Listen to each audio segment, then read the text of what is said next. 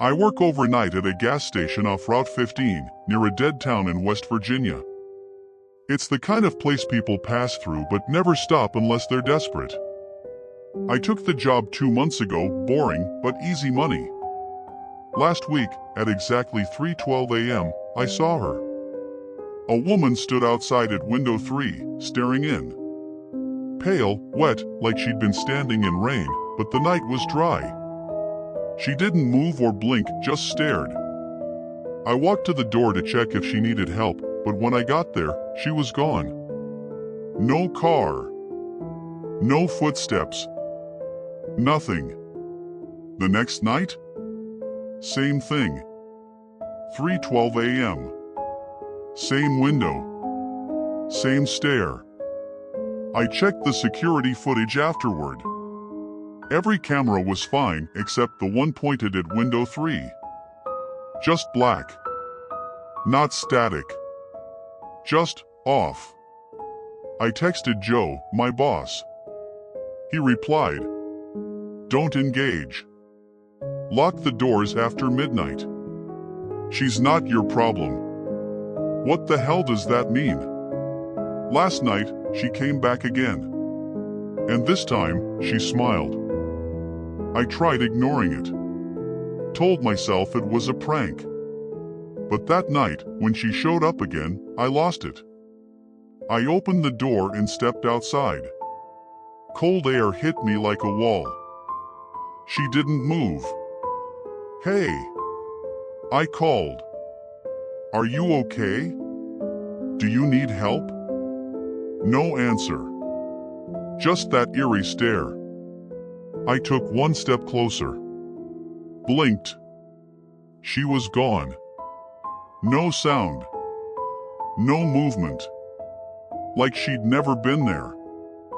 I ran back inside and reviewed the cameras again. This time, it wasn't just window 3. The feed cut out on all cameras from 3:11 to 3:14 a.m. Just 3 minutes of dead air. I called Joe again. He didn't answer. Instead, I got a voicemail I hadn't heard before. His voice, shaky. "If she smiles, don't speak. If you already have, don't sleep. If you're hearing this, I'm sorry." What the hell was happening? That night, I didn't sleep. Not because I was scared, because I couldn't. Something was wrong. Every time I shut my eyes, I saw her face behind my eyelids. Still smiling. I started keeping audio logs on my phone, just in case something happens to me. Log 13, she came again. 3:12 on the dot. I locked the doors this time. She just stood there. Didn't knock. Didn't move. Just stood there. That's how I know I'm not crazy. I have proof. I played the log back this morning and heard something I didn't say. In the background, behind my voice, there was whispering. Very faint. I boosted the audio. It sounded like, "Let me in, Casey." My name. I hadn't told anyone about this.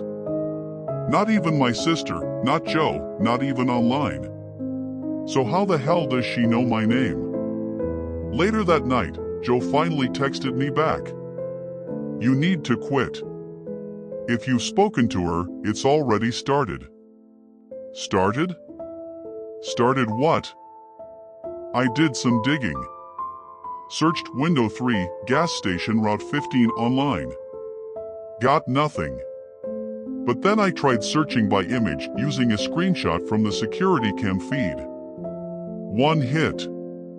An old news article from 2002. Local woman vanishes near gas station on Route 15.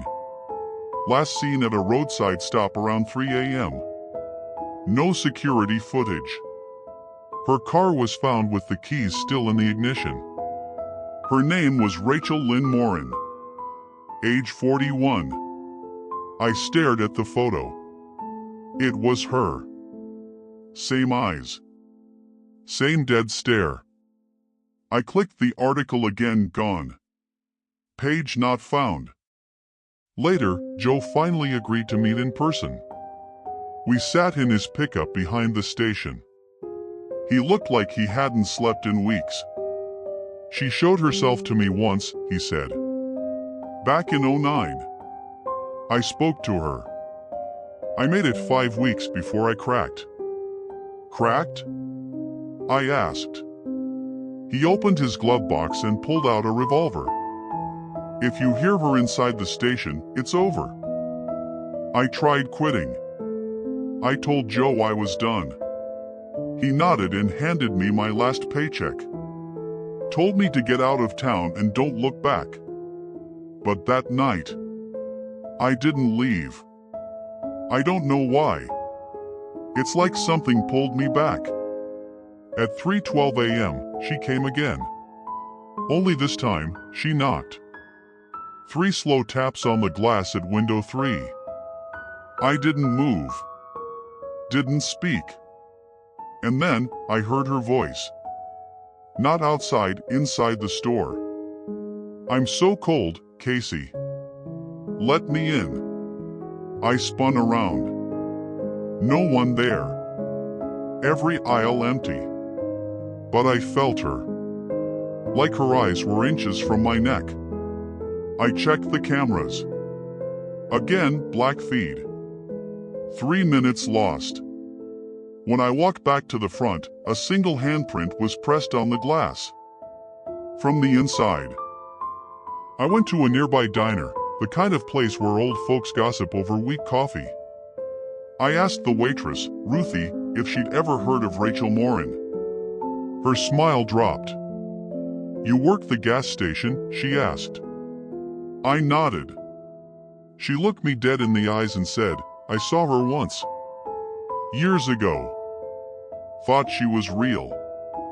Until she vanished in front of my headlights. Ruthie poured herself a shot of whiskey from tonight. The power cut out at exactly 3:11 a.m. Not just the lights. Everything. Generators. Cameras. Even my phone went black. I was trapped in total silence. And then the automatic doors opened. I didn't touch them. They opened by themselves.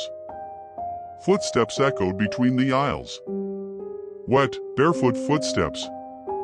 I hid behind the counter, heart pounding. Then I heard her whisper. Found you. She walked right behind the counter, breathing heavy. I could feel it. I could hear her hair dragging across the tile. And then, just like that, the lights came back on. Power returned. Everything back to normal. Except one thing. There was a picture tacked to the bulletin board near the register. It was a Polaroid. Of me sleeping. In my bed. Last night. I found Joe's truck in the parking lot this morning. Door open. Engine still running. He was gone. No blood. No struggle. Just vanished. In the glove box, he left a flash drive labeled for Casey. I played it in the back office. It was a video. Security footage from 2009. Window 3. Joe was standing behind the register. 3:12 a.m. She appeared. Same pale face. Same stare. Joe walked up to the glass, screamed at her to leave. Then, he vanished from frame. No fade, no cut. Just gone. The tape kept rolling for hours. Nothing else moved. But the timestamp? It never left 3:12 a.m.